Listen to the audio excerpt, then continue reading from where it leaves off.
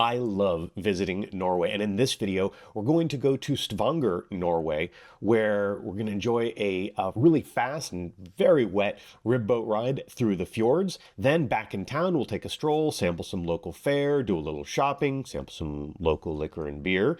Then back on board, we'll sail away through the fjords, a beautiful sail away on Disney Fantasy, explore what there is to do on the ship, and just have a good time. After that, stay tuned to the end of the video because then I'll go over some tips, some additional thoughts around this beautiful destination of Stavanger.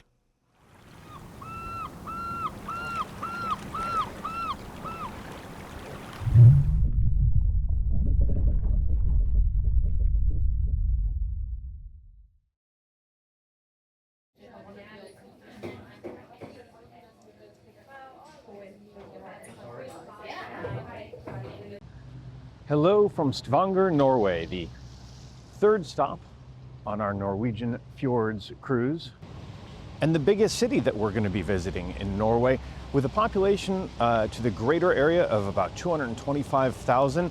City's kind of remarkable in that it was founded around 1100 AD and is considered to be kind of the capital of petroleum or that industry here within Norway. But it is a beautiful town with lots of cool architecture, lots of things to explore. And the first thing we're going to do is go on a rib boat through a tour of the fjords. Come along. I am not mic'd at this point because that would just be challenging. We're donning survival suits, getting ready to take the rib boat. I'm almost positive that's Audrey. Where do you want to go?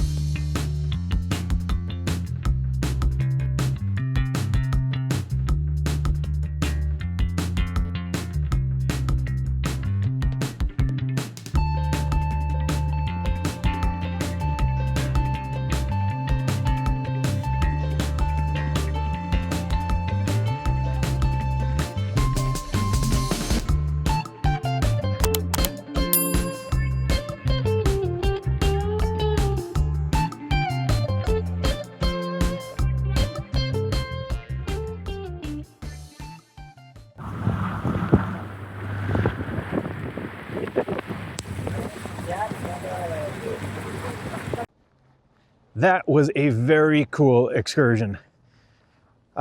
We went through a third party for the tour. Cost somewhere around 100 US. I don't remember. I'll put links below to the information. There seem to be 3 companies that offer very similar tours on a small rigid inflatable, and they all meet at the same place. So it's only about a 4-minute walk. The only confusing part is figuring which person you need to talk to, but they're very friendly and work that out for you.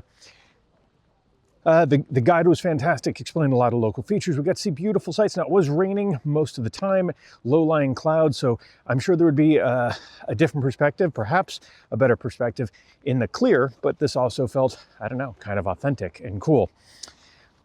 Went by some waterfalls, including Whiskey Falls, they called it. I went to Lysefjord, which is a fjord of lights. That was the main kind of fjord in which you visit, and it's narrow, so you're looking up, and it's just spectacular. We also saw from the sea Pulpit Rock, which is a place that a lot of people take excursions to, but you have to hike for an hour and a half to 2 hours up and then down.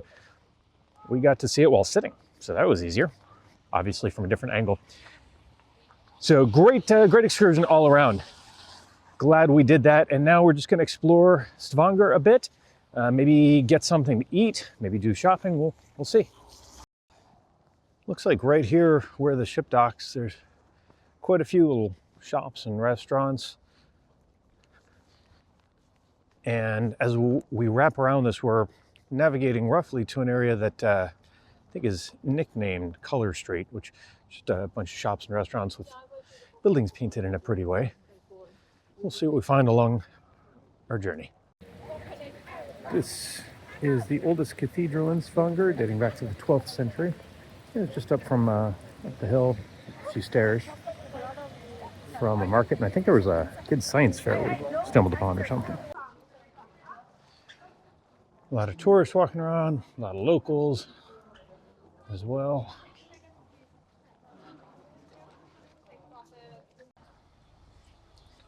Just a pun for Juan when he watches.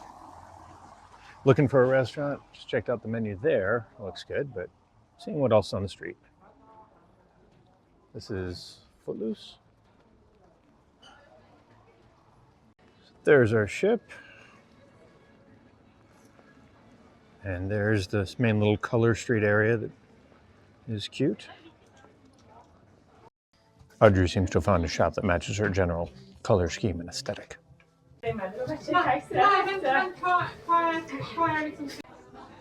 We've stopped in a restaurant called Cathedral, something like that.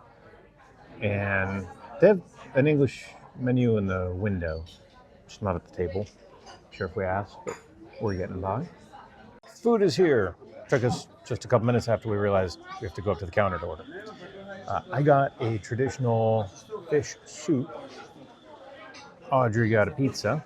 Traditional Norwegian pizza. Very traditional Norwegian pizza, probably. I have no idea. Very excited about food. Need food. That soup was incredible. It's so flavorful. A few different kinds of fish. There were leeks, carrots. I don't remember what else. Really delicious. Probably 7,000 calories. That was just so heavy. It was like in a cream. Definitely something you can only eat regularly if you live in a cold place and run an ultra marathon every other day. Back walking. It's worth mentioning that like a lot of European older cities, streets may not be as easy to navigate as you may be used to in North America. They're very well maintained here, but still a lot of angles and some are stones. These are smooth. I'm not generally a big shopper when traveling, but there's a lot of really cool stores with good stuff. And what's interesting is, yeah, there are some tourists, but it's clearly a local shopping area too. And it's bookended by many things. There's a cultural center and a library and many great views as well. There are a lot of secondhand stores with secondhand clothing, knickknacks. Some of them rather eclectic, some from certain generations. Kind of cool. Went into a couple more shops. Stopped at the outside of the area of the oil museum just to look, and we're kind of back near where we had lunch. But it's not just that we're hearing music. We're hearing like an entire marching band or something.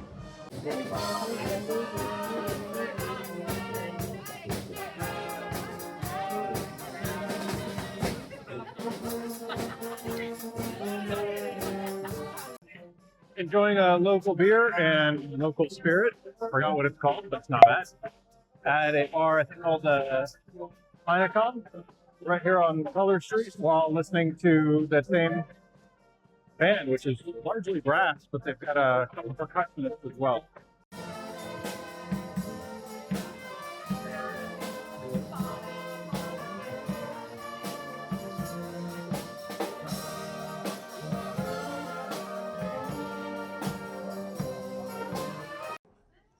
Maybe a quick stop for baked goods on the way back to the ship. Almost back to the ship now, and there's lots to do on board, but also sad because it's our last stop.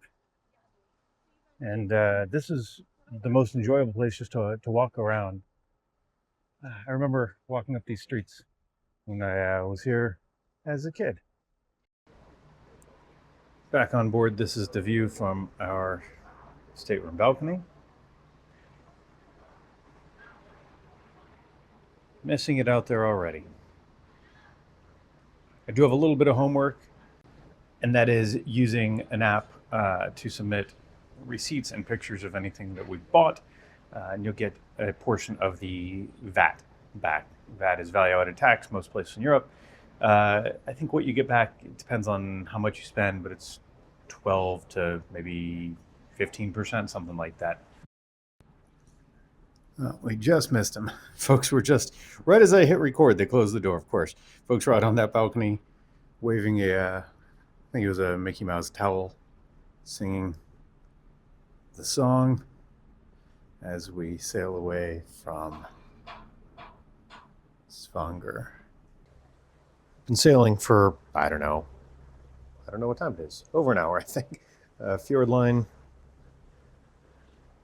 cruise ferry off in the distance, and then got this guy. I assume that's a pilot boat coming to pick up the pilot. Don't know. We're still sailing away, but the fun this evening is definitely not over. We're heading toward Palo. Palo is one of the 2 specialty restaurants on board. We have Palo on Fantasy Dream and also Wish and Treasure. Specialty restaurants on Disney Cruise Line are 18 and up.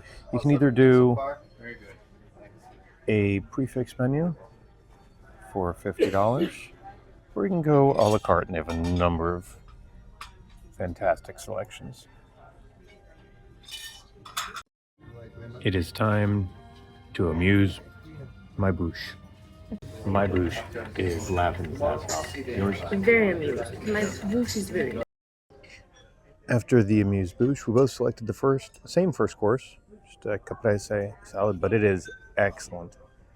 Excellent caprese every time. There's a gnocchi dish that we like, so we're trying not to overeat, so we ordered gnocchi. We're just splitting a little bit of that. I asked about a drink that I had many years ago in this restaurant, and they said they could still make it. It's Grey Goose and muddled strawberries and balsamic vinegar and maybe something else. Balsamic Grand, it's called. I got a Dover sole as my main dish, so it's being filleted at the table. And I got spinach as a side. Audrey got, shockingly, beef and potato. Who would have thought? Who would have thought? This is the Dover sole after being filleted.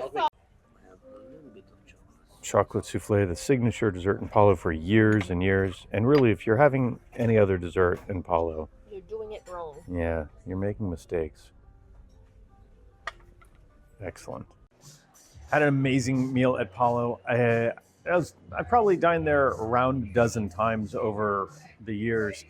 And it used to be that I felt that Disney's main dining food, their complimentary dining, was subpar, but their specialty dining was very good. Now, I think their main dining has actually really been elevated quite a bit, but their specialty dining is really still something special, including Palo.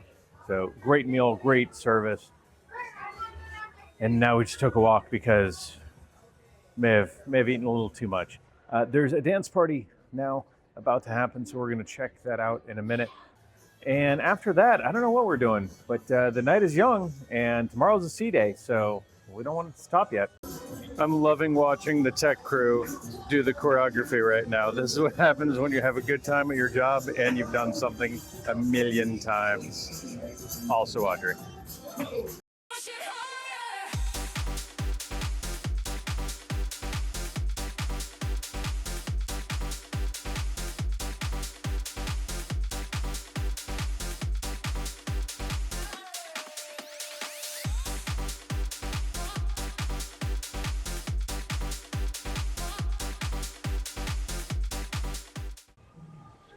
And after the dance party, here are all the characters heading back.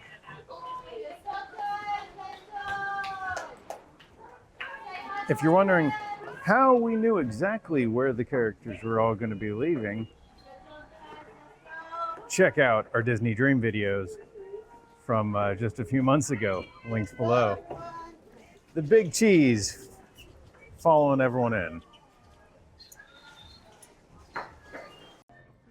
That dance party was cute, though I actually thought the one that we saw on Dream was better. Audrey and I were talking about this because on Dream, the characters are actually dancing out with everyone who's on the in the atrium, and that's pretty cute. This is a lot of fun. I couldn't share good footage of it just because it was crowded and I came up at the last minute, but either way, a good time.